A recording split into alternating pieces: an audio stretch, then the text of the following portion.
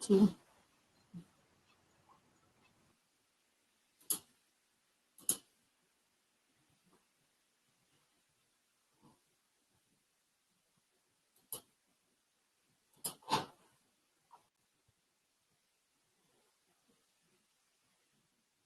I am a Labour MP. I'm a Conservative MP. MPs don't agree all the time. But on taking the vaccination issue, we do. Coronavirus has really turned our world upside down and taken far too many of our loved ones far too soon. COVID-19 has exploited the existing inequalities in our society. The pain that our communities have gone through is indescribable. The infections and deaths have affected families in every part of the UK. My husband and I had a mild case of COVID-19. Last week, I lost my cousin to coronavirus. During the pandemic, I have lost an uncle to the virus. We understand the fears, the anxieties, and the confusion. We understand the genuine history of mistrust some black people will rightfully feel. Each of us has the power to protect ourselves and to help slow the transmission. And now the vaccination is available. Speak to your GP or your pharmacist to learn more. They have been robustly tested by some of the world's best scientists and data analytics experts and authorised by the MHRA here in the United Kingdom. Get the facts. Speak with trusted healthcare professionals and encourage your family to do the same. My father, my mother, they're having it because they work in the healthcare sector. It's proven to be effective. So if you or a member of your family is invited by the NHS to get the vaccine, please, please, please take it. Protect yourself, protect your family, protect your community. Don't let misinformation put you or your loved ones at risk. My aunt recently had the vaccine. My family friend has had the vaccine. When it gets to my turn, I certainly will be taking it. When it's my turn, I will be taking the vaccine. When it is my turn, I will be taking the vaccine. I'll be taking the vaccine. When it's my turn, I'll be taking the vaccine. When it's my turn, I will be taking the vaccine. Let's work together and beat this virus once and for all.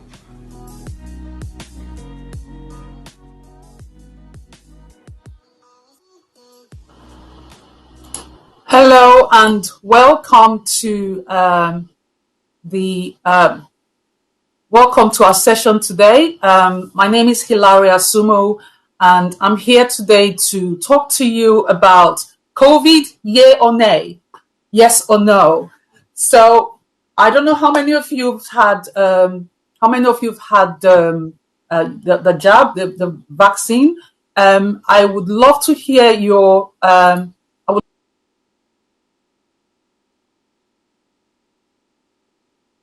and if you haven't, and what your reasons are really.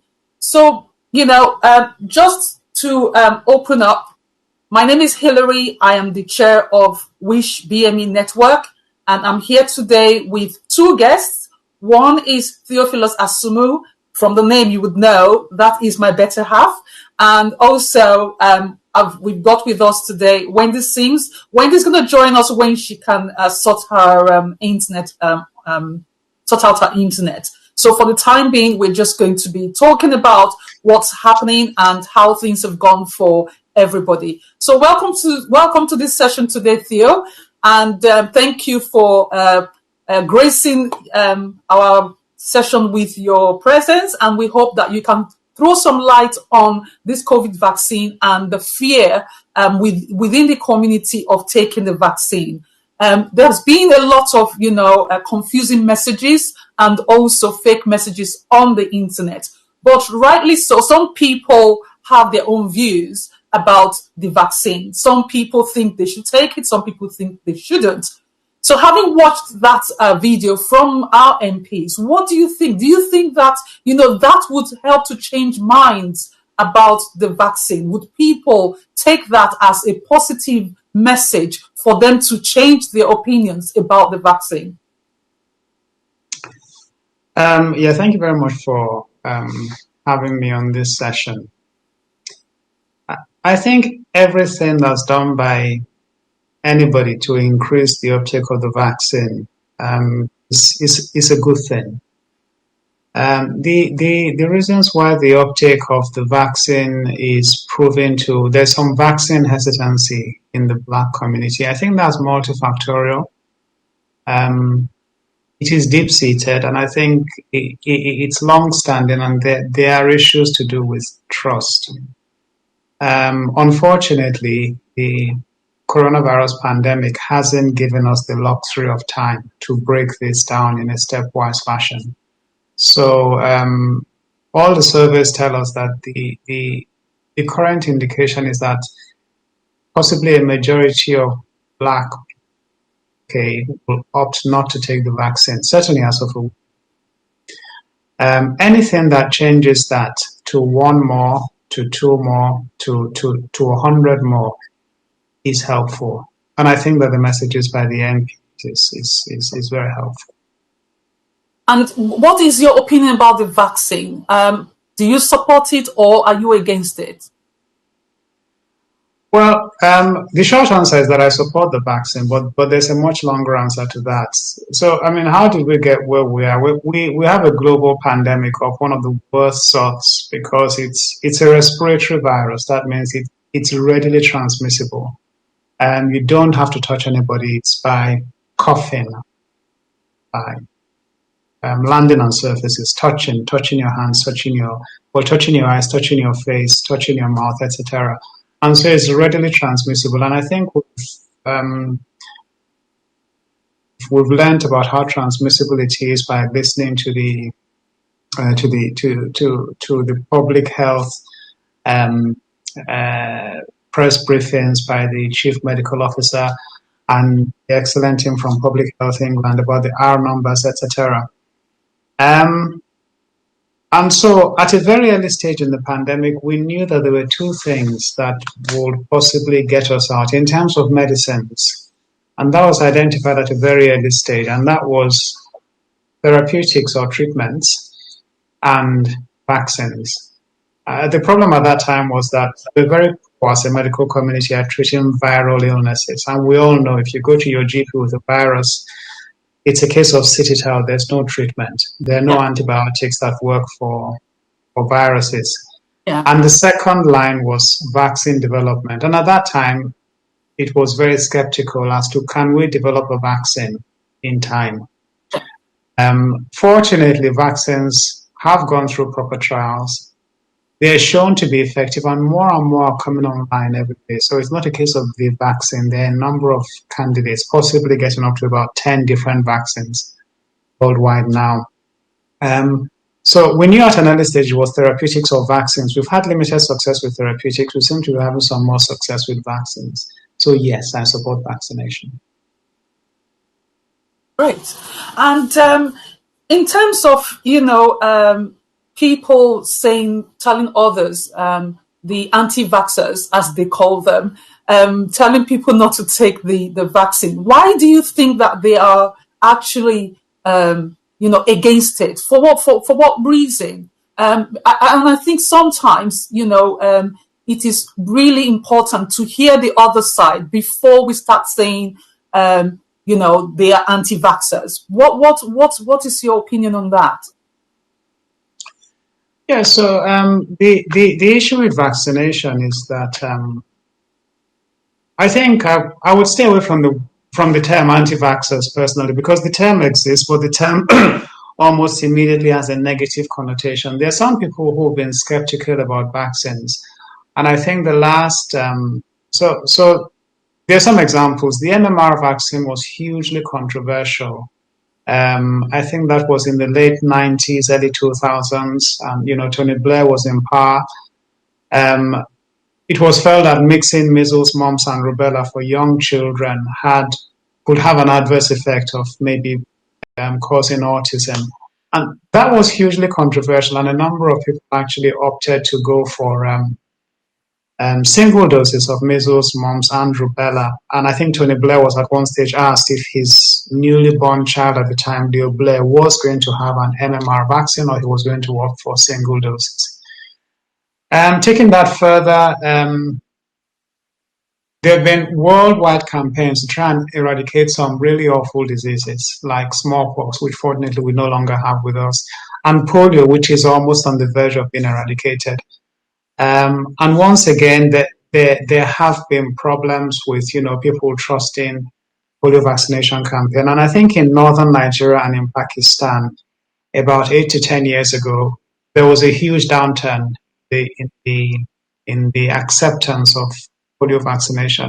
That caused a huge spike and disabled a lot of very unfortunate children. That being said, vaccination is one of the most successful interventions we've been able to develop in medicine.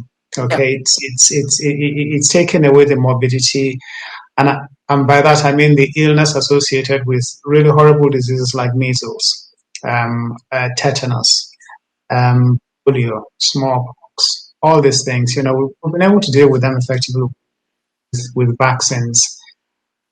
The issue with vaccination is that you're asked to accept a medicine when you're well in the form of an injection, which many people say, well, I don't know what's in this injection. And so I think that's some of the hesitancy. There have been some vaccines that have caused certain side effects. And I think you can't minimize those side effects, some of which are long-term. And I think that's a lot of what I hear. What happens in 6 months, 3 years, 5 years? And those are genuine concerns you have to take on. Fairs in the chat says that the lack of action by government made it much worse here, that is in the West or in the UK, than it could have been, which adds to the historic mistrust which is deep-seated with Black and minority ethnics.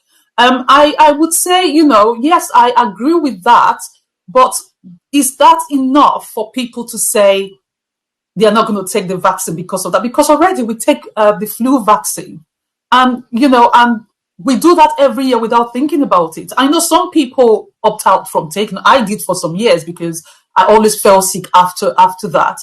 Do you think that continued distrust is going to help the Black community at the end of the day? Is that something that the government can do, or we as a community can do to help our community to start looking after themselves properly? Yeah, so I think the community as a whole has benefited hugely from vaccination, and we may or may not recognize it, but there's a childhood vaccination program, which takes place, starting from about 2 months of age, and goes on through when you are in school, and you get that form back in your child's school bag that says, sign here for a vaccination for little Johnny on Tuesday next week when the school nurse is going to be administering the vaccines. And by and large, that's well accepted. There hasn't been vaccine hesitancy in the more traditional, longer use vaccines. And what about newer vaccines as they are introduced? So in the last 10 to 15 years, there's been a new vaccine introduced for girls at about the age of 14, and that's the human papillomavirus, HPV vaccine, and to stop cervical cancer. Once again, that's given an injection to somebody who's well, who has no symptoms at all, but it's to prevent them from getting something fairly substantially life-changing in the future. And by and large, that has been taken up quite well. I think the problem with the I'll deal with Fez's point about the lack of action by the government, which made it much worse here. But I'll just finish up with this issue of vaccine hesitancy.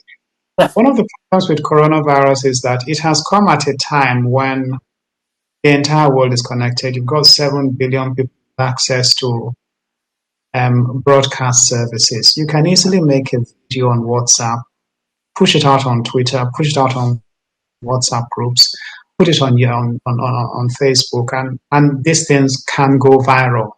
And so I think we're at a situation where everybody is an expert on coronavirus, apart from the experts themselves who are fighting an uphill battle. And anybody who's articulate enough, not knowledgeable enough, but articulate enough, can put out a very convincing video. And unfortunately, we know that if we go take a step back to before coronavirus, we know what fake news can do, how, we can learn very quickly that XYZ has died or whatever, or, this is what's happening. And I think coronavirus has suffered a little bit from that. In terms of how the government, specifically the UK government, has performed, the current death figures are not very encouraging. One of the worst death rates in the Western world. But we're always told that it's difficult to judge the efficacy of whatever public health measures you take during a pandemic. You need to judge it after the pandemic is over. And it does look like performance isn't good.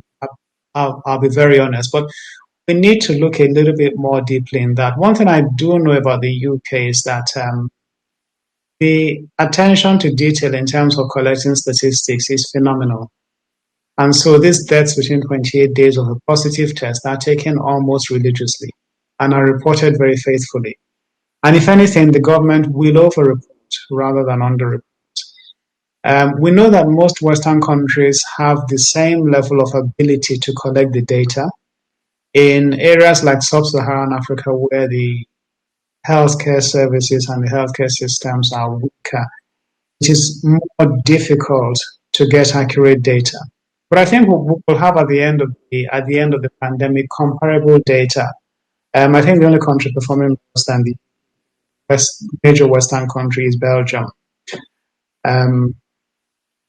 So yeah, I think it's the government is almost certainly going to have some kind of inquiry at the end of this, and the figures currently don't look. But don't judge before the pandemic is over. Yeah, but actually, because Festus just raised the point in the chat, and I'm going to share my screen to see if I can show you. Well, I've seen Festus' point about data on the flu vaccine. Yes. So because the historical issues have not been dealt with, maybe I'm not sure I understand that question. So there is data on the flu vaccine. Yeah.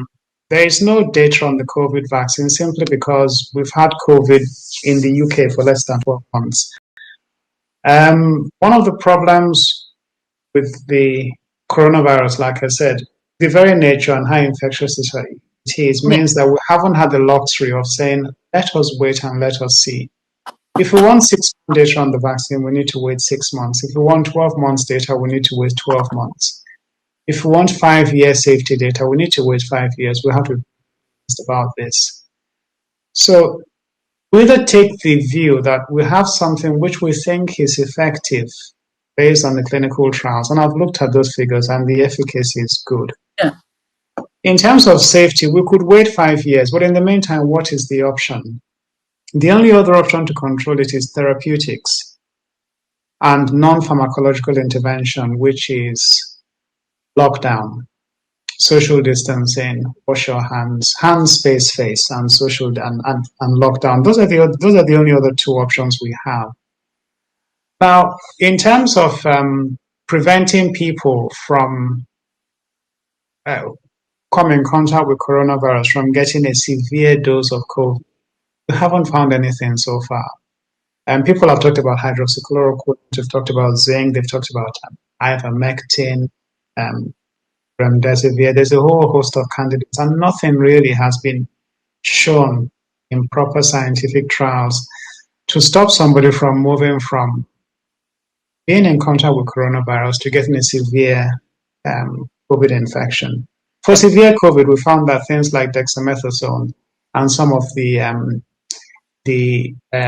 biologic agents that were previously used for rheumatoid arthritis are effective in saving lives.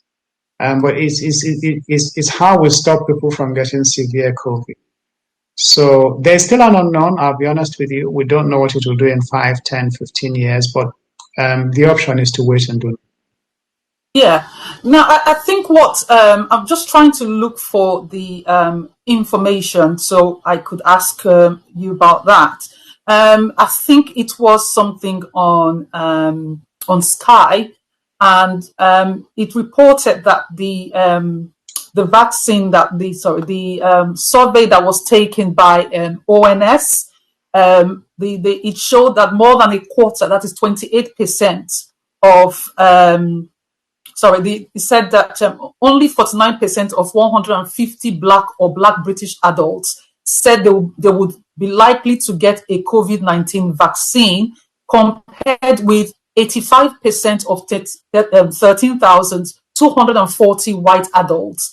Now, the disparity in the number of people who were surveyed, that is not the data is not representative of the Black community at all, because it makes us look as if, we just don't want to do anything. We don't want to take it. We don't want to engage with the government, or we don't. So how can we say that these figures are actually representative of the community? Because what we've been banding around is that 87% of Black people are saying that they would not take the vaccine.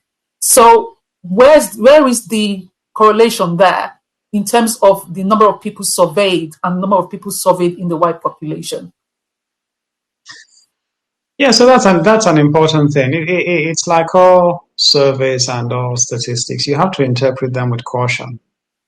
And so it's the commonest polls that are run in the public are those, usually around election time. Are you likely to vote Labour, likely to vote Conservative or Liberal Democrats or whatever?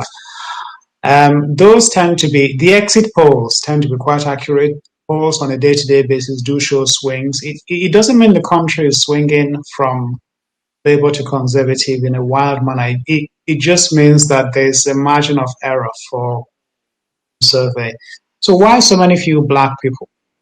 Well, first of all, in designing a survey, the people who administer this survey would look at the makeup of the population.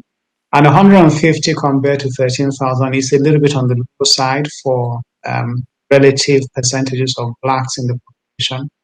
But what they will do, and I haven't looked at the methodology of the survey, is that you try and as much as possible match people who you are surveying to the general population. Okay, yeah. So you take a certain percentage of Black people and you try and make sure that you represent in those Black people. So you don't go for, you don't go into a hospital and just interview 50 Black doctors, because you get a very skewed. So you go through the whole age range profile as you would expect them to be represented. And it's a snapshot in time. It's a snapshot in time, and repeated, you could find that figure goes up or it goes down.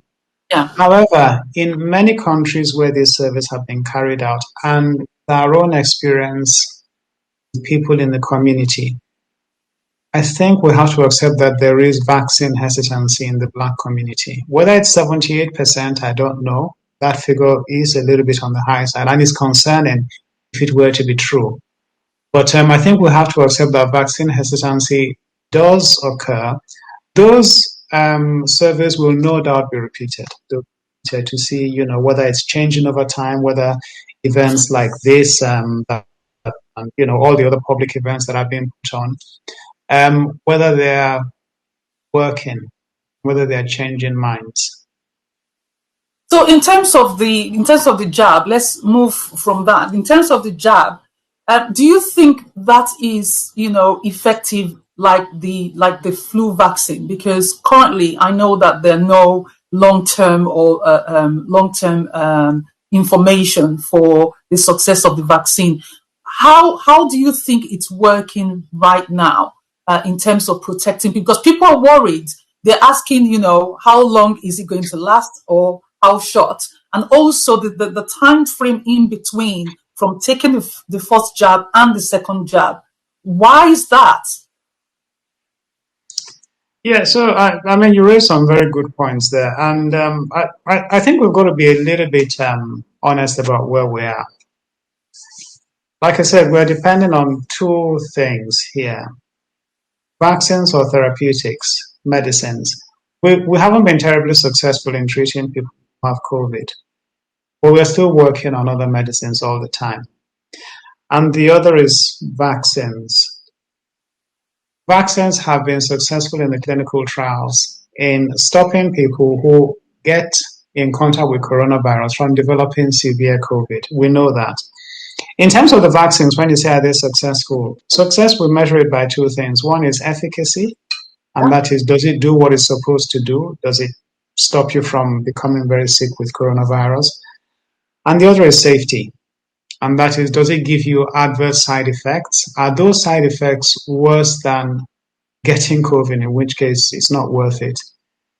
So when you say the vaccine, there isn't a vaccine. There are a number of different vaccines, some of which use different technologies. So what do we know about them so far? We know that short-term data shows that it is safe. A lot of people get side effects, but what do you consider to be a side effect? People were asked to report every single thing that happened to them after the vaccine was administered in the trials, and the sore arm is considered a side effect, and that's the commonest side effect. Sore arm, which is painful for a while. And so people will tell you that 80% plus of people develop side effects. And yes, I got the jab. It was painful to lift my arm for a couple of days. And I'd go down as being one of those who had a side effect. Yeah.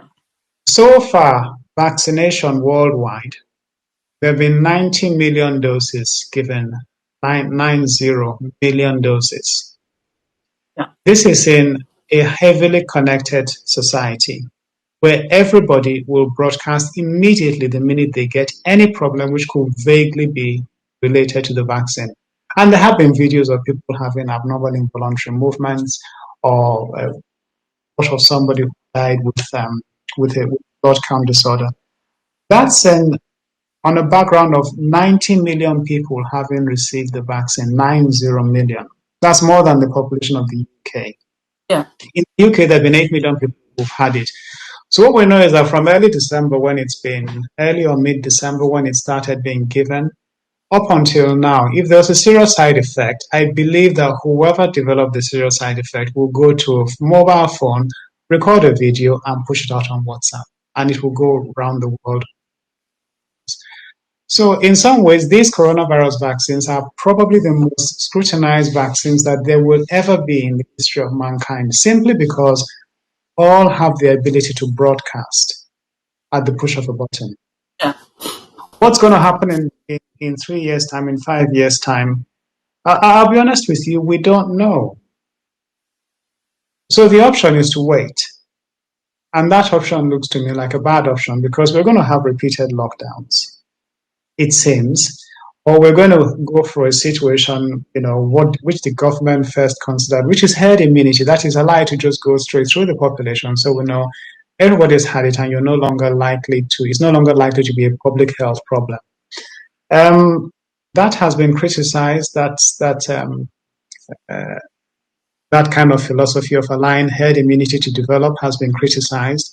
And now we're going for the option, which is herd immunity by vaccination rather than by infection. So in terms of that, so what about people who are immunosuppressed, women who are pregnant, and also children? Nobody said anything about that. Does that mean that they are exempt from, even if they're exempt from the vaccine, are they safe from COVID? I know that is also a concern, and a lot of people are asking that question. Yeah, so you've mentioned three groups: immunosuppressed, pregnancy, and childhood. Yeah. The problem with medicines development, when you develop any medicines, is that you tend to avoid giving it to children in the trial phase, and you tend to avoid giving it to pregnant women, because when you're a child, you're still developing. When you're pregnant, you've got a developing baby inside you. And if there's a side effect in those groups of people, it's likely to be much more, you can get malformations, and that is the problem. So most of the vaccines that are currently being tested currently being rolled out haven't been tested in children. The vaccines that have been used in the UK, the Oxford and the Pfizer vaccine, are used for people above the age of 16 in one case and above the age of 18 in another case. Now, is that likely to be a problem?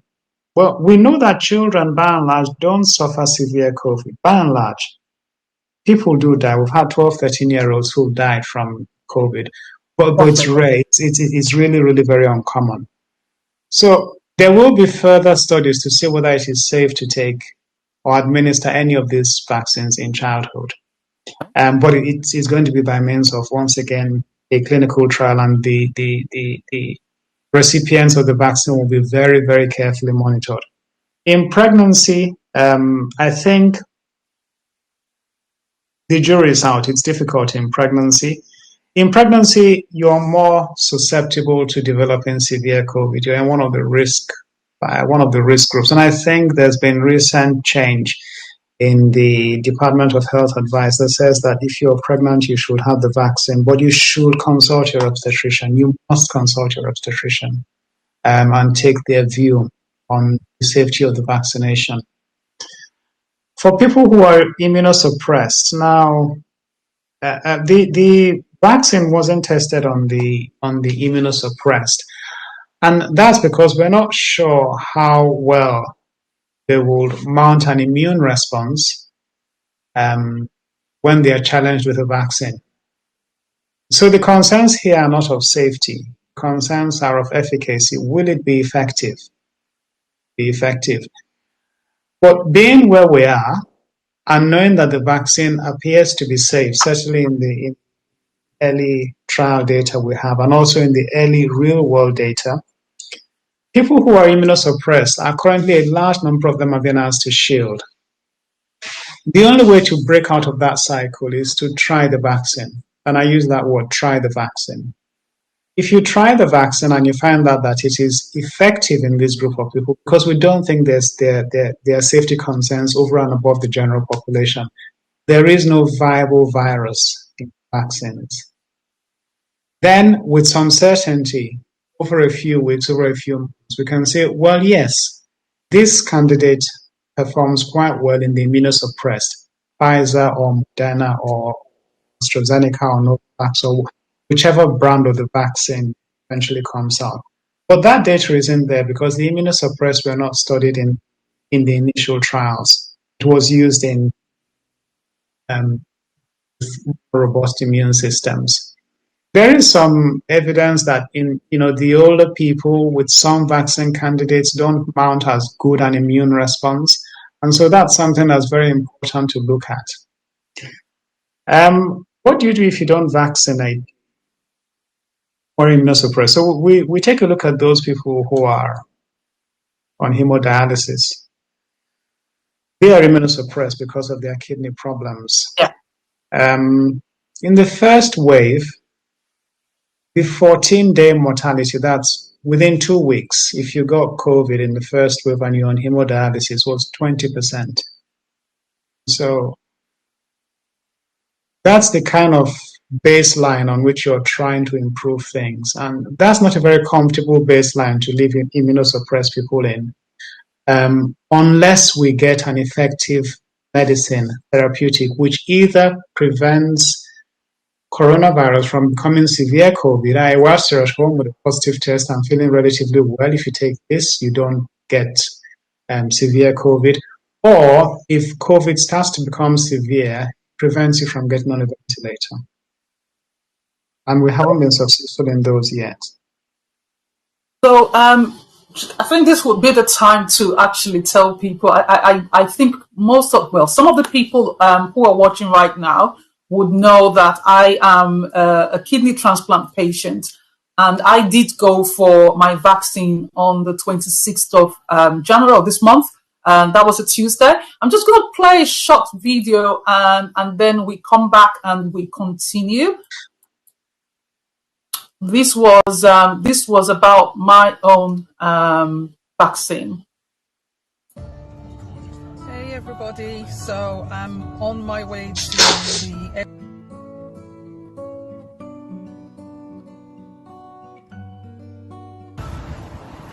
Okay, I'm here and I'm not sure where I'm going, but Hello, yes.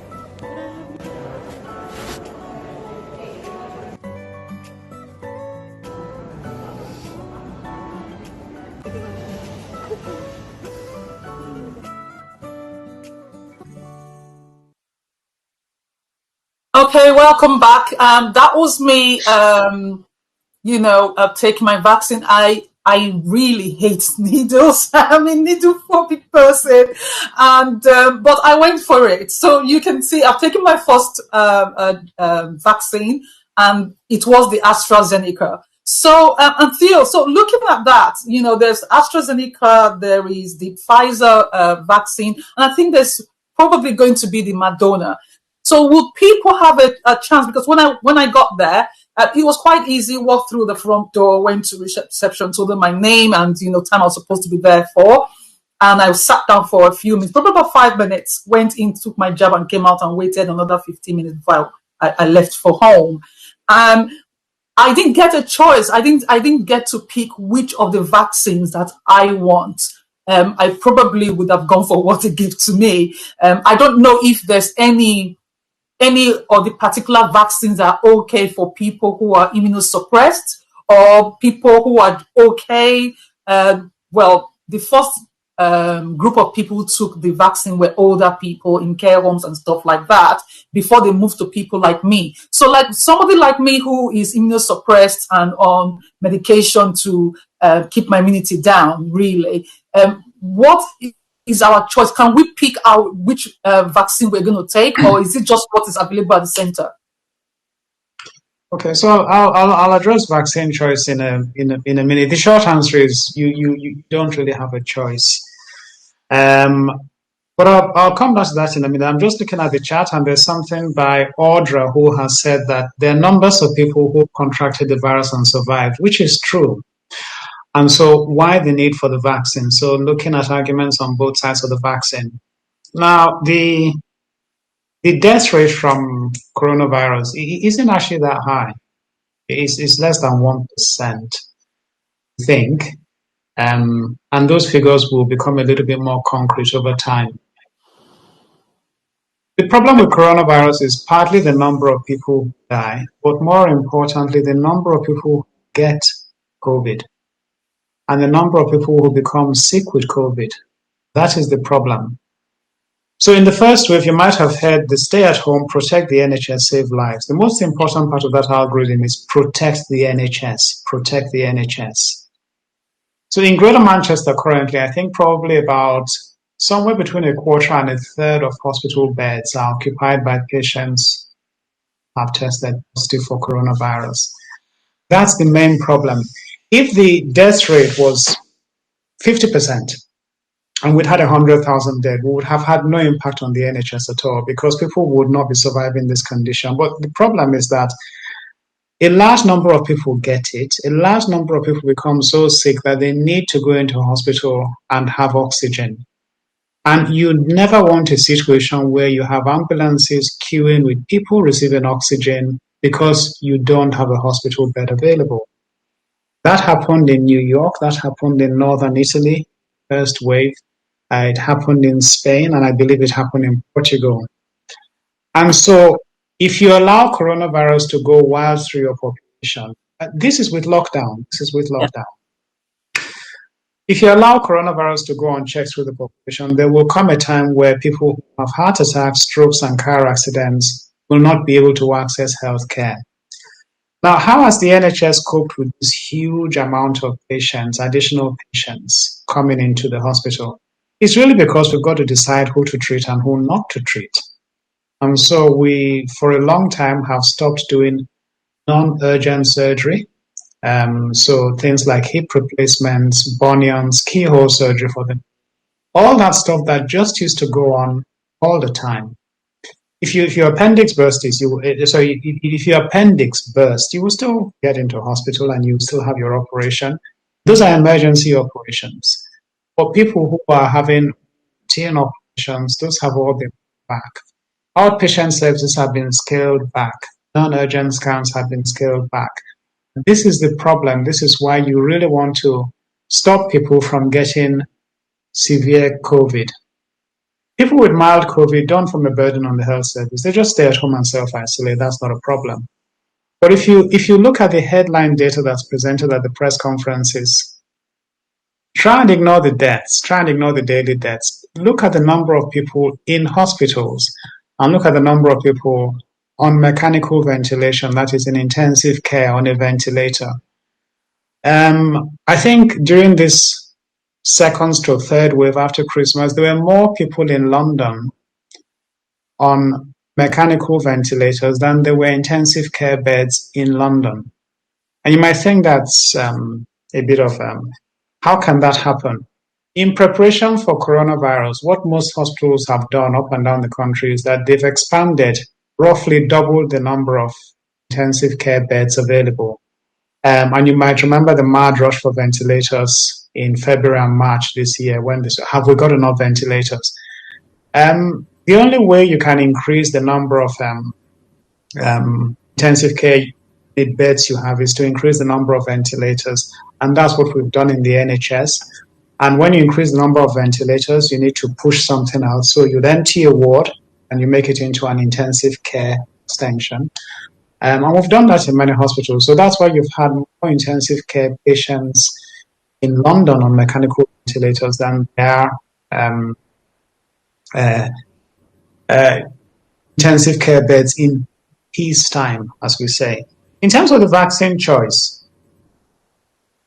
well, you don't get a choice as to the vaccine you get. I said that before, but we have to just take a step back and see where we are in the UK. We've had 8 million doses given now. It's about maybe, I don't know, more than 1 in 10 of the population have had access to the vaccine or have been given a dose of the vaccine. That seems unfair to many countries that the UK has so many doses available so quickly. And there have been some, vaccine wars going on in the background in the last week or so. And that's because people really want to get this vaccine into their population as quickly as possible. And I do see people lobbying to say, well, teachers should be in the next batch, and police officers should be in the next batch, and and what about supermarket workers? What about those who are delivering foods? The HGV drivers and stuff like that. So it really pains me when people are scurrying about to get the vaccine, and some people are saying, well, I don't know if I want it, because some people just don't have access to it at all. Western Europe, North America, where there's huge successful vaccine rollout, many countries in the world actually don't have access to the vaccine. So until there's enough vaccine to go around everybody, I don't think the issue of choice will come in. What may well happen over the next few weeks is that with the ongoing studies and data, it may well come out that one vaccine candidate is better for people with suppression, disease or high blood pressure than the other candidates. And it's only then that the recommendation will be made. Thank you very much. We can see, I just briefly saw Wendy come on. That's our speaker as well. I hope that she can come on to comment on what Theo's just said. I think her internet is giving her some problems. But once she comes on, we're going to put her on. So from what you've said, so basically, does that mean that, people who are not immunosuppressed, how long do you think they will have to wait for the vaccine? And at the same time, is it going to be possible for them to actually get some sort of support with the vaccine, especially for people who have those worries or concerns about taking the vaccine? Because a lot of people would want to take it, but because of the issues around the vaccine, they are waiting for other people to go forward first. I know a few people who've said we won't take the vaccine until there's enough people who've taken it. Do you think that is a right decision to take, and is the government looking for a way of trying to find ways to help these people understand why the vaccine is important for them? I think there's an awful lot of information out there about coronavirus, COVID, and the various vaccine candidates, much more than any other disease, much more than any other disease. I mean, you can have a discussion in the pub if it were open, and people would be able to give you a lot of information as to R values, lateral flow tests, PCR tests, false positives, etc. So there's a huge amount of information that's just been pushed out last 10 months or so.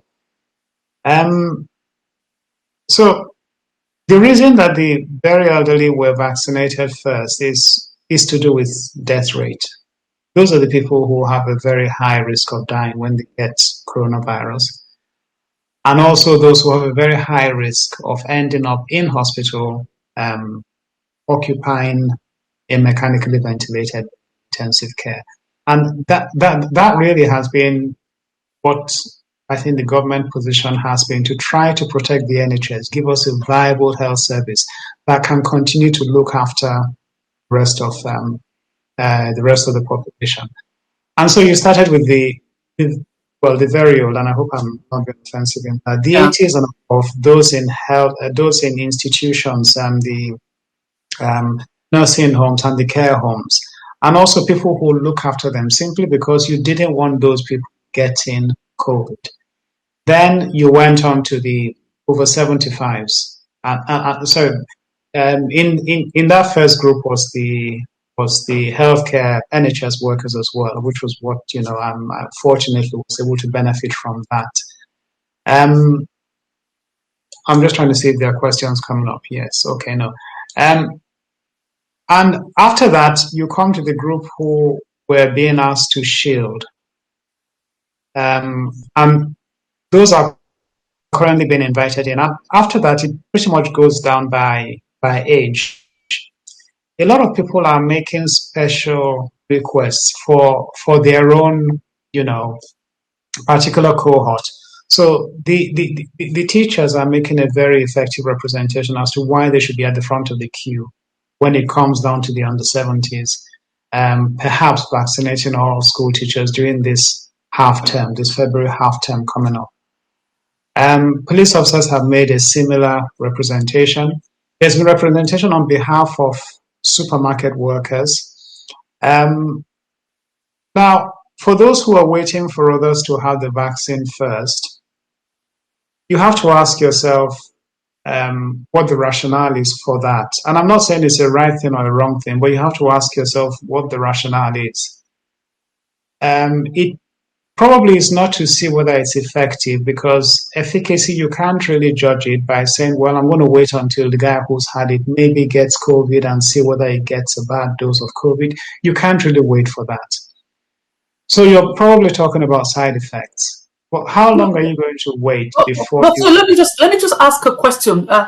So in terms of because I can hear the pushing for people to take the COVID vaccine and all that. Does that mean that people are actually protected from COVID? Would they still get the COVID after they take the vaccine or not? Because that is another question. Because it's the adverts everywhere. People talk, including myself, is saying everybody take the vaccine, take the vaccine. But what are the benefits? Because everybody thinks about what is in it for me. So if I've taken the vaccine now, that is also a question. If I take the second vaccine, does that mean I'm totally protected? Just like the flu jab, for a whole year, even if I go near someone with COVID, I won't get it. Yeah, so we can work from two things. We can work from hard evidence, trial data, and also by following people up who've had the vaccine. And also, the second thing we can work from is what we know about other vaccines. So in terms of the vaccine, what is it designed to do? And there's a question from Audra, which is along the same lines. We say, would you say the vaccine is more a preventative measure than a supposed cure? And I'll just go through that. The vaccine isn't a cure. So a cure is when you have the disease and we give you something to make you better. That's a cure. The vaccine is to stop you from developing severe COVID. So I'm going to talk about a few different things now. One is coronavirus, and the other is COVID, and people often use them interchangeably. Yeah. Coronavirus is the virus that when you sneeze, it comes out and it lands on your tables and etc. And it's that little spiky thing you've seen on TV. So that is the virus. COVID is the disease. COVID-19 is the disease you get when you contract coronavirus. Some people get infected with coronavirus, they never develop COVID. So those are the asymptomatic people. When you get a vaccine, the vaccine is supposed to prevent you when you get in contact with coronavirus. You cannot prevent yourself from getting in contact with coronavirus. If you go to a supermarket and somebody is coughing in your face, you can't prevent that, okay, apart from a physical barrier. So if you get coronavirus, it stops you from getting severe COVID. So you might get mild COVID. You can test positive for coronavirus after you've had the vaccine. If you go and, you stand in a crowded area without proper social distancing and somebody who has coronavirus, spreads it to you. If you have a test, you will test positive.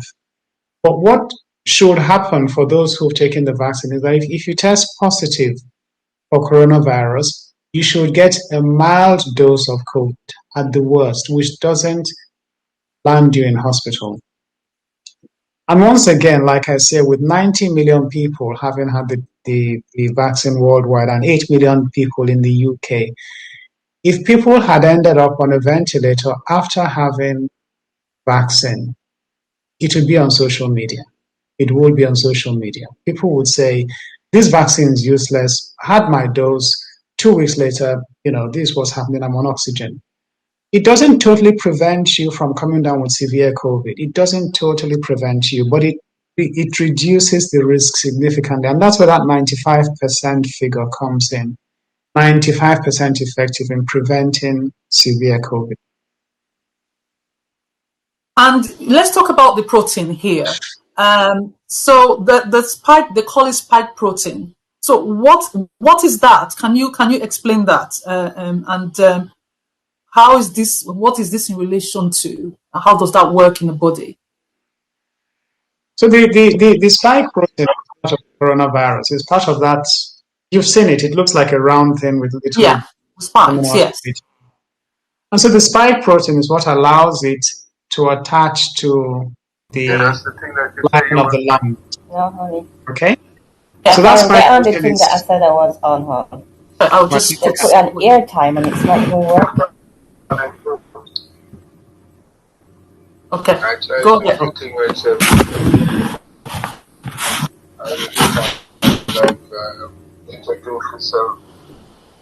I'll try and talk over Wendy. I can still hear her.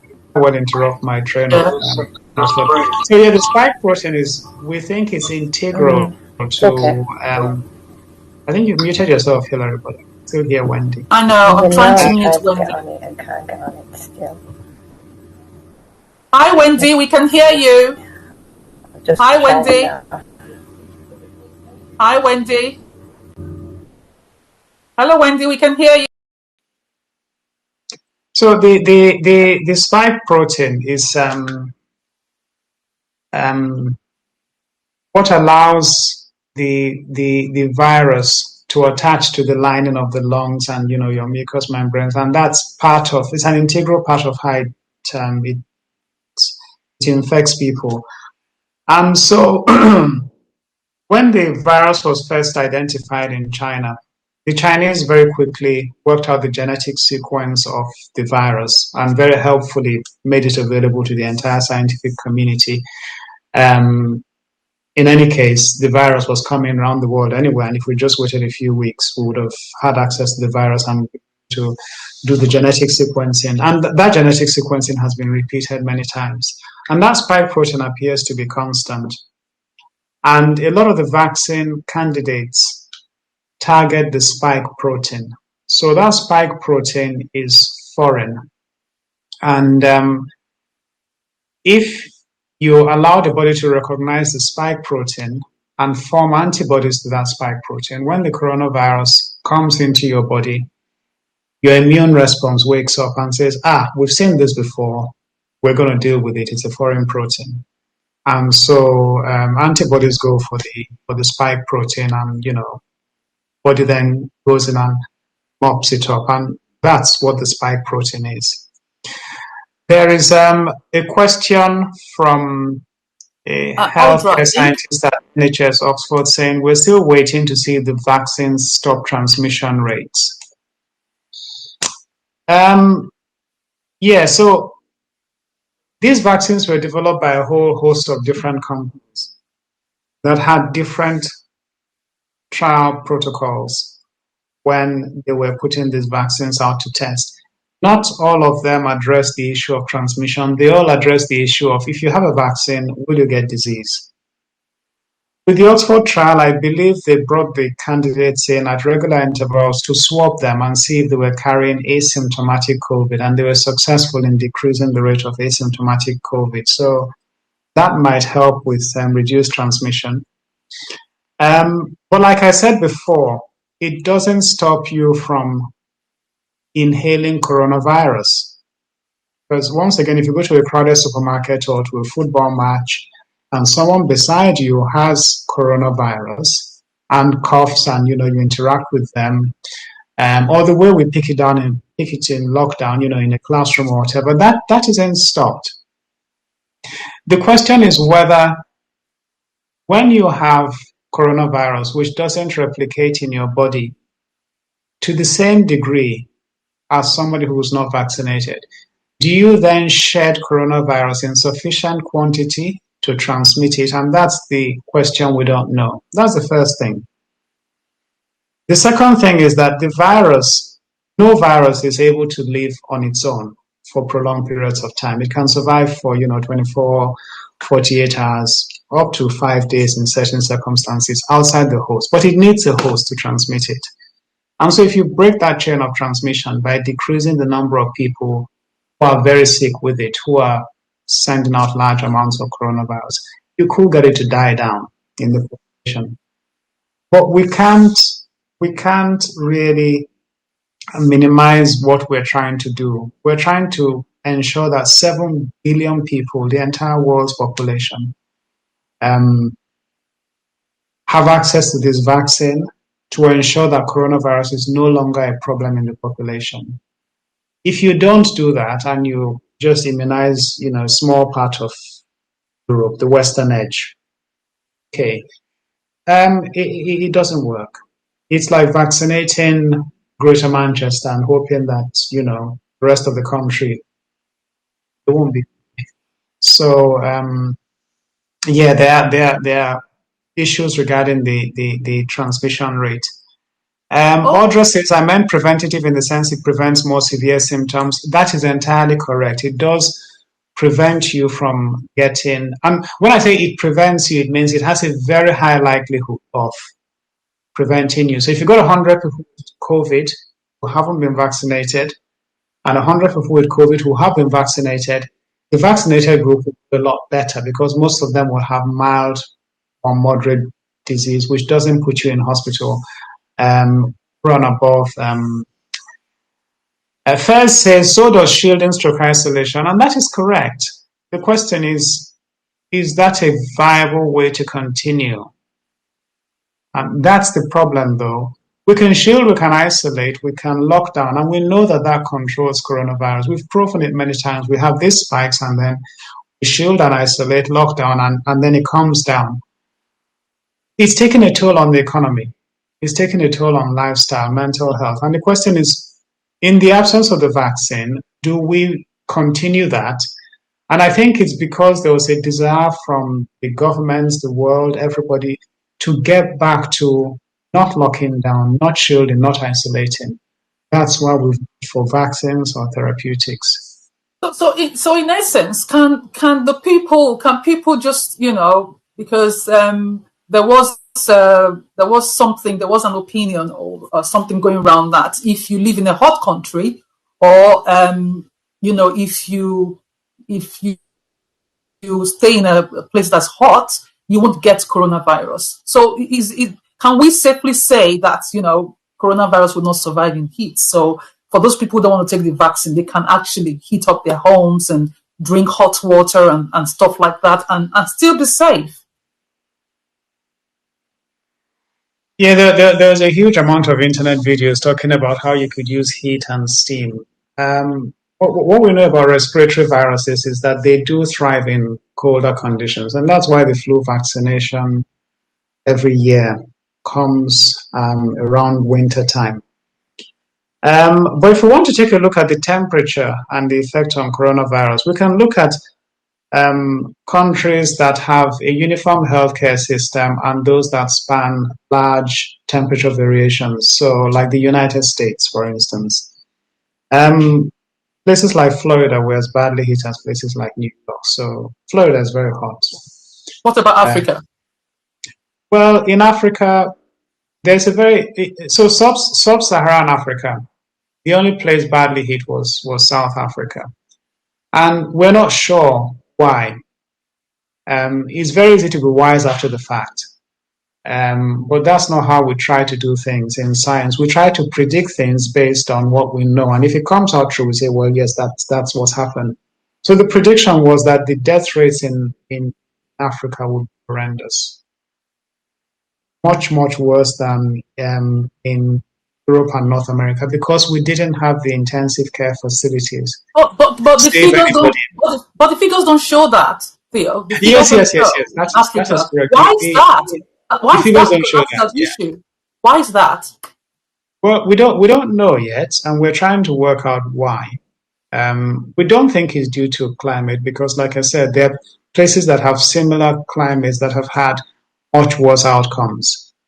One thing that we know about Africa, sub-Saharan Africa, is that if you look at the population pyramids of sub-Saharan Africa, it's quite steep. And so you've got a very large young population. And when you get to 60, 65, the population is very small. If you look at the UK, the population pyramid is almost straight. There's really no excess deaths at any age until you get to 80, 85, 90, and then it starts to narrow off. And that's because of the success of things like, public health initiatives, access to clean water, don't have a lot of infectious diseases, tuberculosis, malaria, those kind of things. And if you remember what we said earlier on, that the people who were vaccinated first in the UK are those who are 80 and above, because they form the vast majority of the people who are dying. And then the 75 and above and 70 and above. Now, if that vulnerable population in sub-Saharan Africa is small, then that could possibly be a reason why we haven't seen the same number of deaths. But it's being looked at, and we don't know. Well, in terms of the vaccine, and also for people like me, after we take the vaccine, well, the second one, what should we be considering at that stage? Because the first one, as I heard, is very mild, and the second one is not. Is there a danger to our health, to our bodies, or like me, who is a transplant patient, is there a danger to our transplant? There's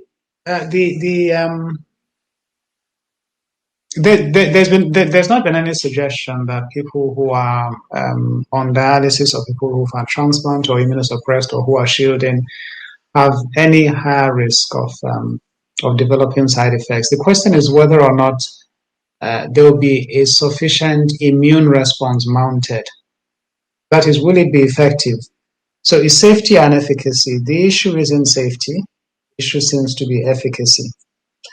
And that's the question that will only be answered over time. And that's why people who are shielding, who get these letters from the Department of Health and Social Care every now and then saying, advising you on what you should do, have been very clear that you should continue shielding. And that advice should not change if you've been vaccinated. And I think they've been very clear about that. Because they just don't know yet. That information will come out with time. But the only way to find out is, two ways. Is it safe? Yes, it's safe. So let's administer the vaccine. Will it be effective? We don't know. So let's study it a little bit amongst the immunosuppressed, and then we'll see if the antibody response is okay. And we can make a pronouncement in a few weeks' time and say, yes, if you've had AstraZeneca or Pfizer or Moderna, you're fine, you can go out. Or my goodness, if you've had the Pfizer, you need to take the AstraZeneca because that's the one that's going to protect you better from what we found. But that information just isn't there. So this 4 weeks interval that the government is all that we're being told we have to wait to take the vaccine, does that mean that we are safe in that period from the first one? Because initially it was supposed to be 7 days. So what changed? Why have they changed the interval before we take the vaccine? When the projections were being done as to how you should develop a vaccine over, with that will be effective against coronavirus, the projections were that you needed to introduce the material into the body and then give a booster, and that's not uncommon for many different vaccinations. In terms of how the antibody response went with people who had been infected with coronavirus, most companies worked out that the ideal time to give a second dose is after 3 to 4 weeks. So you give the first dose and then the second dose after 3 to 4 weeks. And that's the basis on which all the trials were carried out. And that's the trial data that's available. So what the company says is that if you have 2 doses at 3 to 4 weeks apart, the efficacy is about 95%. The problem is there aren't enough doses to go around. That's the problem. And I think the government have been very clear about this. So you go back and look at the data and you see that after the first dose, there's actually some protection is potentiated by the second dose. But when you have a situation where you're getting 50, 60,000 positive tests a day, like we're doing at the beginning of January, when you're getting over 1,000 dead every day, when your health service has been overwhelmed, then you go back to the drawing board and say, how fast can we vaccinate the population? So it's the same thing. If you got 10 children and you got 10 doses, do you vaccinate 5 of them fully, or do you give the 10 one dose? And that's a very fine balancing that the government has had to go through and look through all their projections. And the determination was that if you looked closely enough at the data, you'll get some protection from the first dose. And perhaps it was better to give everybody one dose first rather than vaccinating half the population twice. So don't forget at the present time with the vaccine wars going on, we're still not sure we have enough vaccines for the entire population. We haven't run out of vaccines yet at no stage. The government has secured enough vaccines for the entire population, but there are production issues in some plants in Europe, and there are some production issues, etc., elsewhere. Well, then just go to another vaccine provider. But the problem is everybody in the world wants a vaccine, and some countries haven't even had access to the vaccine. And if you go by what's happened in the last 2 or 3 days, Europe is saying, well, we want some of your vaccines because, AstraZeneca isn't playing ball like they told us they would. So there's a shortage of vaccines in good time. Eventually there'll be enough, but you don't want to be in a situation where you've waited, you vaccinated 5 million people, and then you wait because the companies are, not produced, etc. So that's the basis on which the decision was taken to change it to 3 to 4 weeks to 11 to 12 weeks. There's another question here. Do you think there's a need for individuals to be tested regularly? E.g., some employers are advocating for staff to be tested weekly for the virus. Do you want me to take that? Yes, please. Yeah.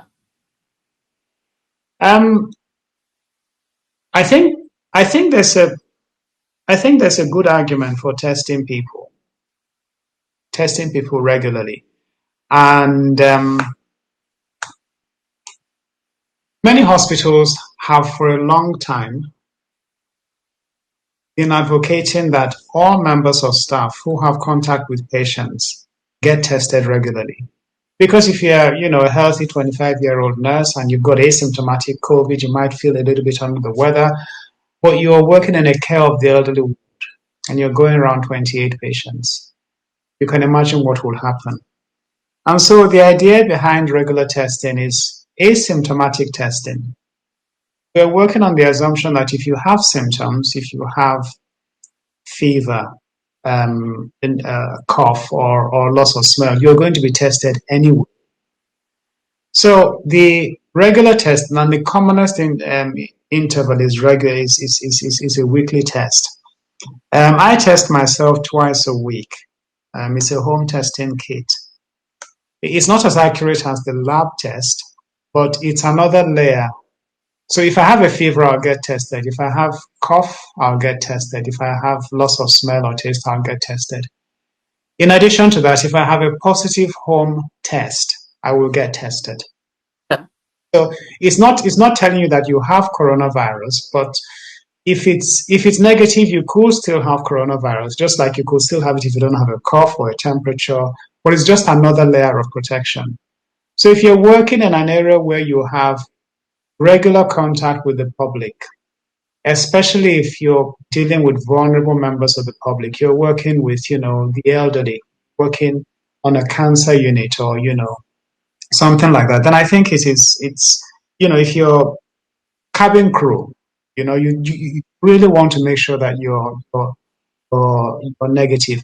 If you work in an office, an accountant, well, maybe the need for that is less. But I think if you're public facing, especially vulnerable public, then there's a very good argument to test yourself. Other questions come up. Sharon says, if the booster is not given in time, will the first dose be ineffective? Yeah, so the companies that develop the tests never actually consider that there would be a single dose given. So they never actually studied single dose. There's some limited data from Oxford where there are some patients who they couldn't get, some of the trial patients who they couldn't get hold of in time to give their second dose for whatever reason. Some people just forget or, are unreliable. But they gave the second dose up to 6 weeks afterwards, and that seemed to be working okay. Early data from Israel suggested that first dose isn't quite as effective as we thought it was. But then Israel said, we're not giving people first doses and leaving them alone. So we're giving them a second dose anyway. So I don't think anybody's going to have any data on how effective a single dose is, apart from the UK, where they'll be able to tell the entire world, 6 months' time, hey, listen, vaccinated people with one dose and look what happened. So... but still, why not just give the dose at once instead of breaking it up? Oh, no, you need to give yourself, you need to challenge the body first. Give them, you present them with the viral challenge, allow the body to make a response. And then in 3 to 4 weeks' time, your body has already recognized that you give a booster dose. And then it gives you a more potent response. And then should you come in contact with the coronavirus, you see yourself to be fully prepared for coronavirus, as it were. There's a question from... There's lateral flow test. Do you always have to confirm with a PCR test? And the answer is yes. And I really wish they hadn't sold it as a kind of pregnancy test, which is very, very accurate. If it says you're pregnant 99% of the time. What it is an asymptomatic further test. So if you have a cough, you'll get tested. If you have a temperature, you'll get tested. If you have a positive lateral flow test, you will get tested. Okay, so if you don't have a cough or a fever, but a positive lateral flow test, it's another thing to say go and get tested.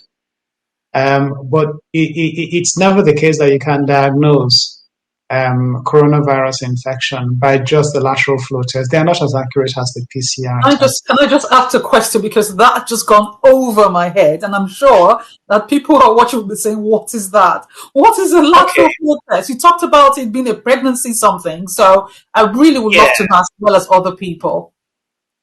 Yeah, sorry, I never meant to go technical. The lateral flow tests are basically, they look like pregnancy test kits. Okay. With a very rapid result within 30 minutes.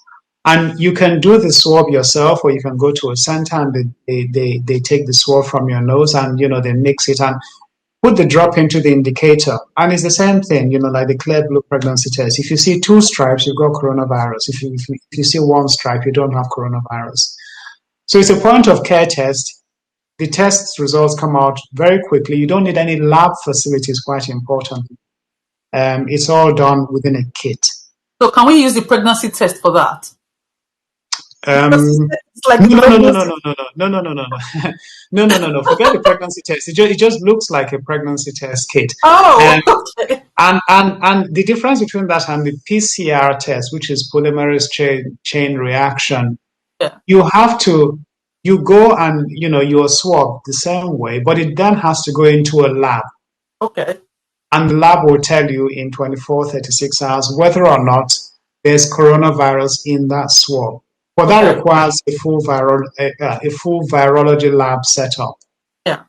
Almost like taking a blood test for, full blood count, or so like a blood sugar test. Blood sugar test can be point of care. You do your pinprick, you put it on the strip at home, or the urine test for sugar, where you can just use a strip. That's a point of care home test. Doesn't need a lab. But if you want more sophisticated tests, like, test of kidney function, you take a sample, you send it off to a lab, and you need a whole big paraphernalia behind that. So the lateral flow rapid result home tests are very useful to tell you whether you need a proper lab test when you don't have symptoms. So, basically, I think I just want to take you back. I don't think there are any more questions. Oh, okay. Sonia Gomez says, my son had a positive but was asymptomatic. Is that why he didn't get a lab test? Well, he should have had a lab test if he had a positive lateral flow. That is the home rapid care. The 30 minutes, does it have a stripe or does it have 2 stripes? So a positive lateral flow test is like if he had a fever or if he had a cough. It's just one of those things. So if you have a fever, a cough, loss of smell, loss of taste, or a positive lateral flow test, any of those, you should get a full PCR test to tell you whether or not you have coronavirus. So you had to isolate for 2 weeks. You shouldn't have had to isolate for 2 weeks. It's an indication for him to get a test. And if that test was positive, then the entire household would have had to isolate. If the test was negative, it means the lateral flow test had given a false positive, and false positives are common lateral flow test. So the protocol for us in hospital is not mandatory for hospital workers. For private hospitals in Greater Manchester, they mandate all their workers to get tested once a week. For the NHS, we've been provided with home test kits, which are voluntary, and I think about 60 to 70% of the staff have taken them up. If you have a lateral flow test, that's the home test kit, that's positive, you self-isolate and book yourself in for the lab test, the proper swab. And that's usually within a day or 2. If that's positive, then you do a full isolation. If it's negative, then life goes on as normal, no isolation. This is I might be totally out of context.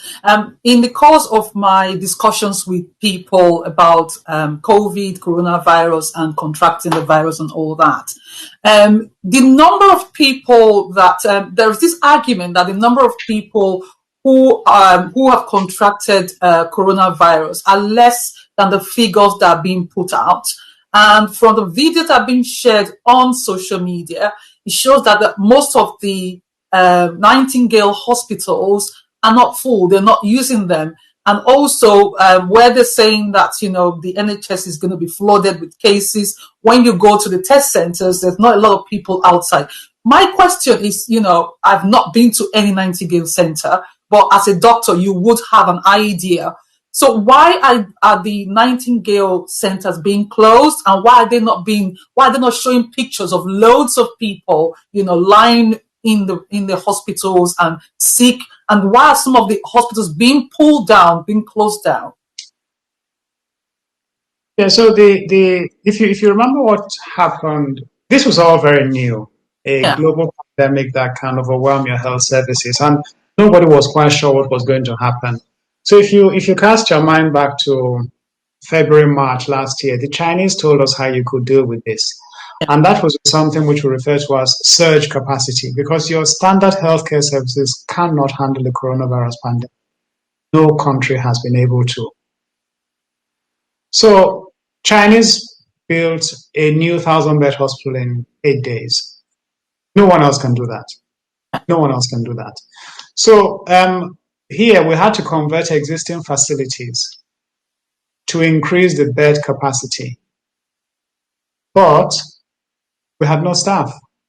Okay, anybody who works on the NHS will tell you that on a good day you're looking for people who are going to fill the shifts, and so the word short-staffed is something that's always bandied around the NHS.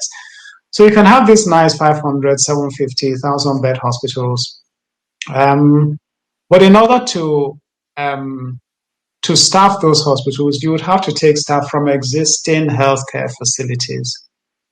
Now, we were never sure how many patients with coronavirus would hit the health service. And the beauty of the NHS, I've worked in a number of different healthcare settings, and the beauty of the NHS, and at times, the frustration of it, is that it is centrally controlled. And so the Secretary of State can mandate at any time, you need to stop this amount of work. And that's what they did. And that created the internal capacity. So you stop major surgery that will make people need intensive care afterwards. You stop routine surgery, you free up a number of beds.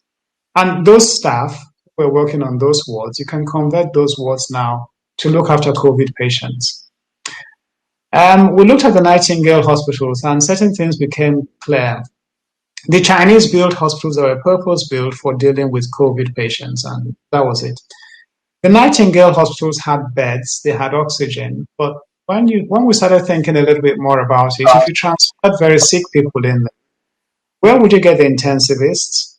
Where would you get the chest physicians, the physiotherapists, the nutritionists, the renal physicians? All those people need to pop into intensive care to say, what's going on here? There's no lab attached to those Nightingale hospitals. So perhaps they were not the best place to look after very sick people. So we went into plan B, which was, well, if we fill our hospitals with the very sick people, why don't we take the less sick, those that are well, waiting for discharge, into the Nightingale hospital, because it still does the same thing. It creates capacity within your hospitals. But the problem was always staff. And you couldn't staff all of a sudden in Manchester an extra 750 beds. It just wasn't going to happen. So if push came to shove and we had to go into, a surge scenario, super surge scenario, what happened in London in the last 2 or 3 weeks was that some hospitals came out very clearly and said, we're no longer providing standard care, we're providing emergency care now. And so you decrease the staffing ratio. Instead of 1 nurse to 1 patient in intensive care, you have 1 nurse to 2 patients. That's the only way you can survive it. But that's a scenario you don't really want to get into. Hospitals are empty now. Why are they empty? Well, because we've swung into infection control mode. We stopped all visitors from coming into hospital. And so once that directive was taken, you walked along the hospital corridors and it's eerily quiet, because when you think about it, it's not patients who are walking up and down hospital corridors. They're in beds. It's visitors and other kind of people. Minimized or non-essential coming to the wards. People avoided coming to the wards. Administrative. um, the IT services, etc. And only those who needed to be there were there. So hospitals will look empty on the corridor. The issue of allowing the press onto the hospitals and filming, the government took a decision when the public health emergency was concerned that they would not allow the press run riot through the hospitals because at times that works against best intentions. Would they have been trying to hide? Would they have been trying to hide the deaths that are happening, trying to cover the truth from the public as it's being reported by different people on the internet? Could that be the problem? Because currently, people are saying, "Why are the homeless not dying on the streets? They are out there. They are, getting money from people walking past them, and why have they not picked up COVID?" So they most likely have. But if you think of those people who are most likely to die from COVID, it's the very old and those who have a lot of pre-existing health problems. So I don't know if that answers the question about the homeless. Yes. If you look at the demographics of those who are homeless, there's a huge propensity. They don't represent the general population, much more men than women for a start. And then they do tend to form a particular type of age group. And as they get older, they tend not to remain on the streets. And if they have chronic health problems, they usually end up being moved into a care facility just for, So from that point of view, I think that addresses the issue of the homeless. First has said, why spend so much money and effort to build them if it was known that there were staffing issues? If we hadn't built them and we needed them, it would have been a very, very, very bad place. A very, very, very bad place. Because nobody really knew what was going to happen in terms of the numbers. And we took guide from what happened in Italy. Yeah. And what came out very strongly from that was before the pandemic hits you, create capacity. You cannot wait until the pandemic hits you before you create the capacity. So we did two things to create capacity. One was to empty the hospitals, i.e. stop non-urgent operating, etc. But we didn't think that was enough. So we decided we need these additional beds. So those additional beds would only be used in a case where you accept that you're going to be using substandard staffing to save lives, i.e. the least worst option. And we didn't get to that, which was fortunate. If we didn't have an NHS, so in addition to emptying the hospitals, the Department of Health also commandeered all private hospitals between March and June 2020. And they were told, stop working, you are now NHS, we own your beds. Just like that, because we're in a public health emergency and that with special powers. So we had all those extra capacity to look at just in case. And I think we're fortunate we didn't need them. If we got to a stage where we needed extra capacity but hadn't thought about it and hadn't used these Nightingale facilities, it just would have been an awful situation. So I think the thought is that it was better to have prepared and not needed it than not to have it when the need arose. Thank you very much, Theo. And Farah says we couldn't have staffed them. Yes, we couldn't have staffed them unless we decided to decrease the normal staffing ratios. Now, in building up these Nightingale hospitals, the military were very helpful. And the British military do one thing very well, that is logistics, delivery, and planning. And the way they built the Nightingale Hospital, I don't know whether you know why they're called Nightingale Hospitals. It's Florence Nightingale, who is the mother of nursing. And the old NHS hospitals, very old NHS hospitals, have long corridors with beds on either side, which we no longer do because we don't think is a good thing. Need patient privacy, private and all those kind of things, private rooms. But that's how these hospitals were built, Nightingale. And the military said, want to be able to see as many people at once with minimum staff. And so it was going to be pretty much, a lot of military input if we're going to use those Nightingale facilities as they were meant to be used. Understanding that the staffing ratio will be quite. Okay. Thank you very much. And, everybody's saying thank you for an informative session. It has been. So thank you very much to you. Unfortunately, Wendy couldn't come on. I'm hoping that, sometime in the future, I will be able to bring Wendy on. The next session will be 2 weeks' time, and that'll be February. I will put out the advert to all the groups I usually post to. Also, the next session will be around children. Okay, teenagers in universities and high schools. We want to find out their opinions. And, as parents, we have children and we know how we know how some of them would come and talk to us, but we want to know their opinions. We've been talking to adults. Let's hear what the younger generation, who are going to be the leaders of tomorrow, let's hear what they have to say about the coronavirus and also COVID and also lockdown. Because I think most of them are actually climbing up the walls. So thank you again, and hope to see you next week. Next 2 weeks.